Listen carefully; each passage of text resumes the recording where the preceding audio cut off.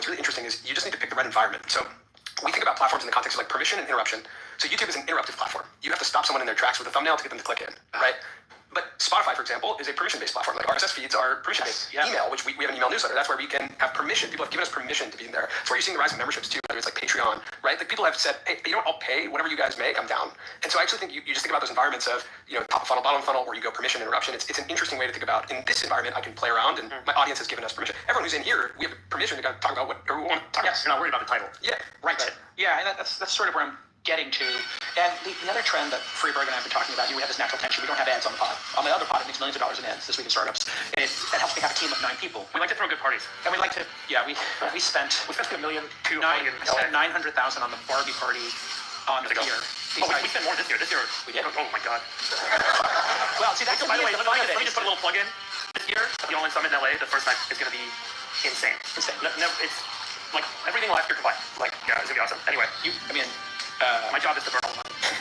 I'm like Jimmy and Mr. Beast. I can flip a coin and double it. Let's double it. I kind of feel that that's what's interesting when you have success as an artist is being able to deploy resources to make something that gives joy or that experience, right?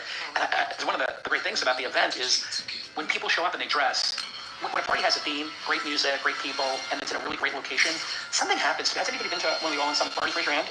Open bar. Open bar. Well, nobody can't fault me on the open bar. I'm like, you gotta have. My thing was wine and beer and like a couple of cocktails. But this guy's like, he's a bit of a lush, and he's like, we gotta have like all the high end stuff. And then what happens is the last hour. Do you think everyone's like sipping champagne, looking in the sunset? No, people are pounding double Macallan 18s because they're like, I gotta get my money's worth. And then all of a sudden, I'm in a headlock, somebody's taking a selfie of me. I love you. What do you think of the phenomenon now of building audience to distribute a product, because this is infected. This is a great, by the way, let's just ask the broader question. What's the business model? You have a new creator. They're starting to build an audience. Advise them on what are the paths they can walk and where that can go. Because this is one of the paths. It's a great one that we're talking about. But like, what are the options and when does one become an option? Sure. I mean, no matter what, everyone is making videos, attracting an audience, and selling a product. The product is either theirs or it's someone else's. Like if we go back in the history of media, why are they called soap operas? They were literally created to sell soap. Yes. Right? And so I think that right? That is right. Irish Soap was like the car companies and Irish Soap were the big sponsors. No, but like it was programming that was created to attract a specific audience that was interested in buying soap. Totally. Right? And so that's why the programming happened in the middle of the day. And so the reality is like, you can say housewives. Nobody's going to think you're a misogynist. You said it, not me, but I mean, at the time, that was the nuclear family. Yeah, that was the nuclear family. That's why they were called soap operas. So, the reality is for a young creator, I would say that the number one piece of advice is actually keep your operation lean and your costs very low. Most great creators can create, if you're a good storyteller, you can make videos right now on the internet with your iPhone.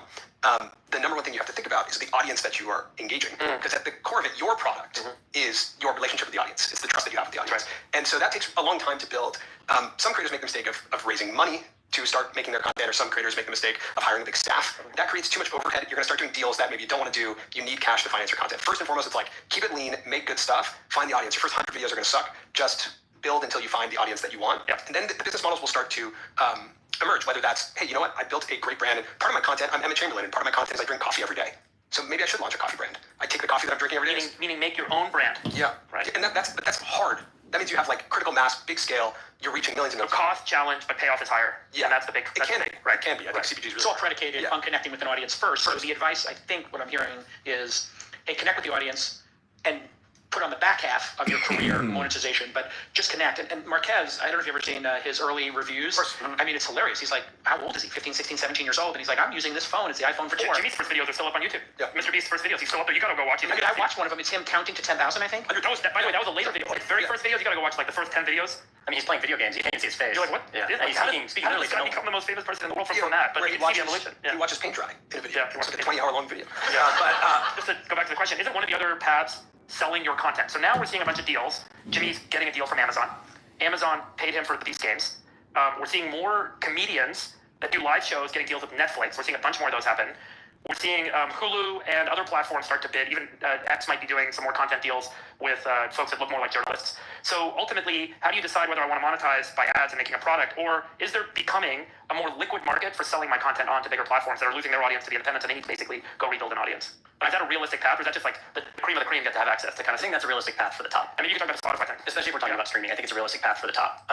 And I don't look at it as like selling content. I look at it as selling distribution, like bringing distribution and audience Because the ads get layered on to these platforms. Right. Yeah, I mean, about Amazing Digital Circus. Yeah, I think where it's probably going, an interesting case study, there's a YouTube channel called Amazing Digital Circus, which is an animated channel, and they did a deal that is super unique. I think the first of its kind, where they will be distributing on Netflix at the same exact time as they distribute on YouTube.